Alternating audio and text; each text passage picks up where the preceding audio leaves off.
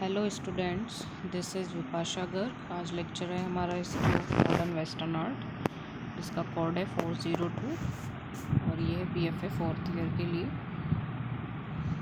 तो आपका next topic है स्टूडेंट्स पाब्लो पिकासो। ठीक है, इससे पहले मैंने आपको क्यूबिज्म करवाया था, तो उसी का है ये आर्टिस्ट पाब्लो पिकासो।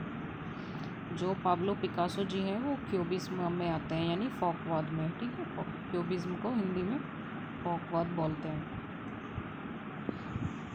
तो ये इनकी फ़ोटो है। वैसे तो ये इनकी अभी की फ़ोटो है पिकासो जी की, बाकी आप नेट पे इनकी काफ़ी सारी फ़ोटोज़ देख सकते हैं। ये इनकी ओल्ड एज की फ़ोटो है जो साइड में लगी हुई है। ठीक है, और Pablo Picasso most important artist हैं आपके, इनको आप अच्छे से लर्न कर लेना। ठीक है, बॉर्न 25 अक्टूबर 1881। इनका जो जन्म हुआ था वो 25 अक्टूबर को हुआ था 1881 में, स्पेन में। ठीक है, डाइट 8 अप्रैल 1973, फ्रांस। पीरियड्स क्यूबिज्म और सुरलिज्म। क्यूबिज्म जो मैंने बताया है अभी आपको, है ना, मतलब ये फॉकवाद पीरियड में आते हैं। फुल नेम है इनका पाब्लो रुइज पिकासो। वैसे इनका फुल नेम काफ़ी बड़ा है, और अगर इनका शॉर्ट फॉर्म में देखें तो इतना ही आएगा, पाब्लो रुइज पिकासो, है ना, ये इनका फुल नेम है। नॉन फॉर जाने जाते थे ये किसके लिए? पेंटिंग के लिए, ड्राइंग के लिए, स्कल्पचर के लिए, प्रिंट मेकिंग के लिए, सेरामिक्स के लिए, स्टेज डिज़ाइन, राइटिंग, है ना, मतलब इनको क्या क्या चीज़ आती थी, किस चीज़ के लिए ज़्यादा फेमस थे। एक तो पेंटिंग के लिए और ड्राइंग के लिए, स्कल्पचर के लिए, काफ़ी सारे चीज़ों में ये फेमस थे जिनके लिए जाने जाते थे, है ना।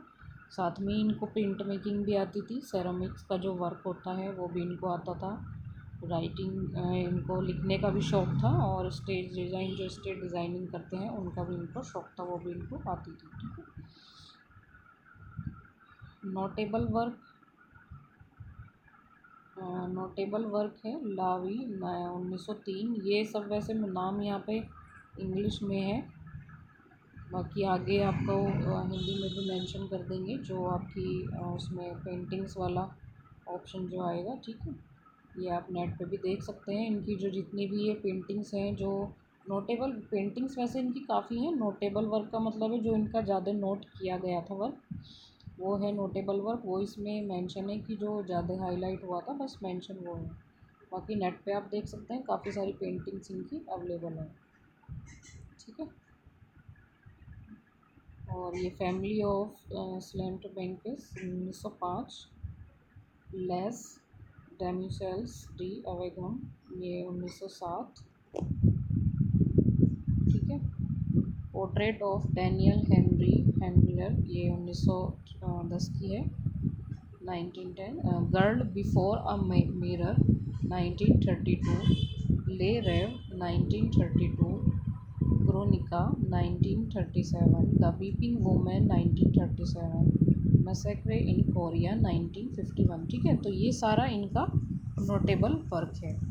ये आप चाहे तो सन डाल के नाम डालेंगे तो सबकी आप देखनी चाहिए आप लोगों को। पेंटिंग्स आप देखना कि किस पेंटिंग में क्या दिखाया गया है, वो आप नेट पे सब सन डाल के देख सकते हैं। ठीक है, तो ये इनका इंट्रो है। ये इंट्रो आपको मैंने शॉर्ट में इसलिए कराया है ताकि आपको मेन चीज़, ये सब मेन इनका इम्पोर्टेंस डिटेल है, ये आप याद रखोगे।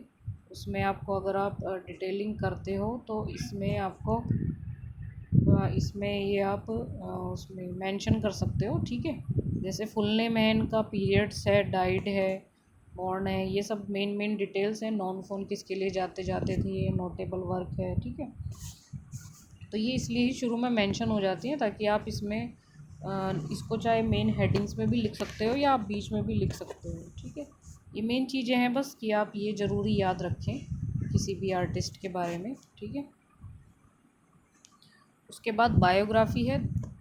यहाँ पे पहले मैंने शॉर्ट में आपको मेरी पीपीटी में, आपकी वीडियोस में बायोग्राफी चलेगी, उसके बाद थोड़ा थोड़ा इनकी जो मेन चीज़ें हैं वो हाईलाइट होंगी, वो आप देख सकते हो कि आपको डिपेंड करता है, आप या तो बायोग्राफी को इनकी अच्छे से रीड कर लेना, उसी के अकॉर्डिंग आप बना के लिख सकते हो, ठीक है। बाकी बायोग्राफी के बाद में छोटा छोटा मैंने हेडिंग्स इसमें क्रिएट होंगे, वो जैसे जैसे आपको वीडियोस मिलती रहेंगी लेक्चर के अकॉर्डिंग, ओके।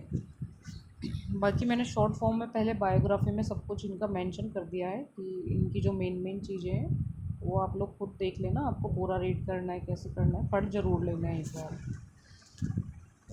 तो बायोग्राफी में पाब्लो रुइस पिकासो एक स्पेनिश चित्रकार, मूर्तिकार, प्रिंट मेकर, सेरामिक और थिएटर डिज़ाइनर थे, जो हमने स्टार्टिंग में इनका पढ़ लिया है ना। तो वो एक स्पेनिश चित्रकार भी थे, मूर्तिकार भी थे, प्रिंट मेकर भी थे, सेरामिक भी थे और थिएटर डिज़ाइनर भी थे। मतलब ये आप हेडिंग, ये एक मेन लाइन है जो आप स्टार्टिंग में हेडिंग में भी लिख सकते हो, वैसे भी यहाँ पे मेंशन कर सकते हो। जिन्होंने अपना अधिकांश वयस्क जीवन फ्रांस में बिताया, ठीक है। इनका मतलब ज़्यादातर वयस्क जो जीवन था वो इनका फ्रांस में बिताया था इन्होंने।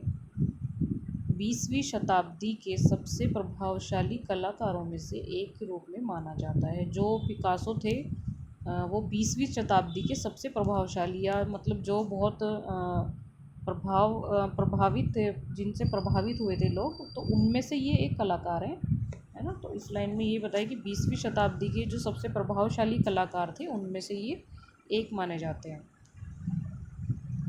उन्हें क्यूबिस्ट आंदोलन निर्मित मूर्तिकाल के आविष्कार के लिए जाना जाता है, ठीक है। यानी जो क्यूबिस्ट आंदोलन है, जो निर्मित मूर्तिकला है, उसके आविष्कार के लिए इनको जाना जाता है। कोलाज का सह आविष्कार और विविध शैलियों के लिए, मतलब जो कोलाज का जो सह आविष्कार, यानी जो कोलाज विधि जो स्टार्ट की थी वो इन्होंने ही की थी, पिकासो जी ने, है ना। उसका सह आविष्कार और काफ़ी सारी शैलियों के लिए जाने जाते हैं, मतलब काफ़ी सारी शैलियों का इन्होंने आविष्कार किया था। उन्होंने विकास और अन्वेषण में मदद की, मतलब इन्होंने विकास और अन्वेषण के लिए भी हेल्प की थी।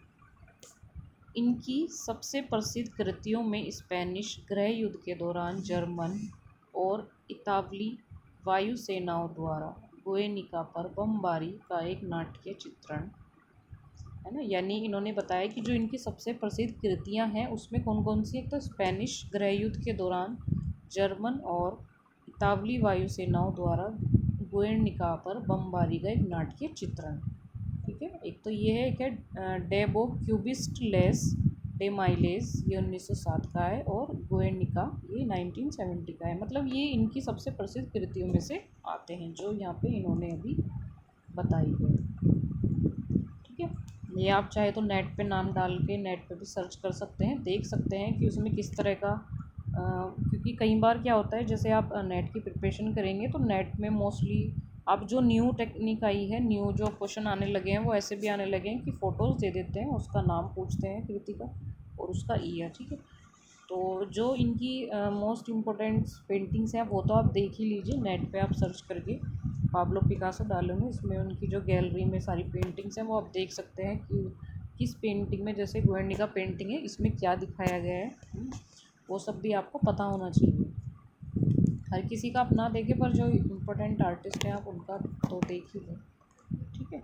पिकासो ने अपने प्रारंभिक वर्षों में असाधारण कलात्मक प्रतिभा का प्रदर्शन किया। जो उनके स्टार्टिंग के जो वर्ष थे उसमें उन्होंने अपनी काफ़ी कलात्मक प्रतिभा का प्रदर्शन किया था, जो उनकी मतलब जो असाधारण थी जो कलात्मक, तो उसका उन्होंने उनको प्रतिभा दिखाई थी। अपने बचपन और किशोरावस्था के माध्यम से एक प्राकृतिक तरीके से पेंटिंग की, मतलब उन्होंने अपने बचपन में और जब वो धीरे धीरे बड़े हुए उस वहाँ पे उन्होंने एक प्राकृतिक तरीके से पेंटिंग की थी जब वो उस अवस्था में थे। 20वीं शताब्दी के पहले दशक के दौरान उनकी शैली बदल गई, मतलब जब 20वीं शताब्दी थी तो उसका पहला दशक था, उसके दौरान उनकी शैली बदल गई क्योंकि उन्होंने विभिन्न सिद्धांतों और तकनीकों और विचारों के साथ प्रयोग किया, ठीक है।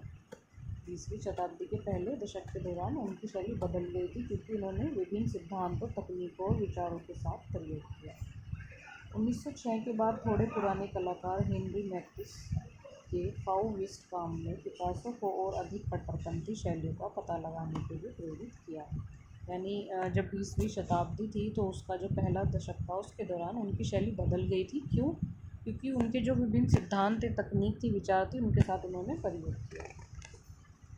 1906 के बाद थोड़े पुराने कलाकार जो हेनरी मैटिस थे, आपने नाम सुना हुआ होगा, कि फाउविस्ट काम ने पिकासो को और अधिक कट्टरपंथी शैलियों का पता लगाने के लिए उन्होंने प्रेरित किया था। दो कलाकारों के बीच एक फलदायी प्रतिद्वंद्विता की शुरुआत हुई, जिसे बाद में अक्सर आलोचकों द्वारा आधुनिक कला के नेताओं के रूप में जोड़ा गया। यानी जो दो कलाकार थे उनके बीच में प्रतिद्वंद्विता की शुरुआत हो गई थी, जिसके बाद अक्सर आलोचकों द्वारा आधुनिक कला के नेताओं के रूप में इनको जोड़ा गया था। ठीक है, आज की वीडियो में इतना ही है, फिर आगे नेक्स्ट वीडियो में डिस्कस करेंगे।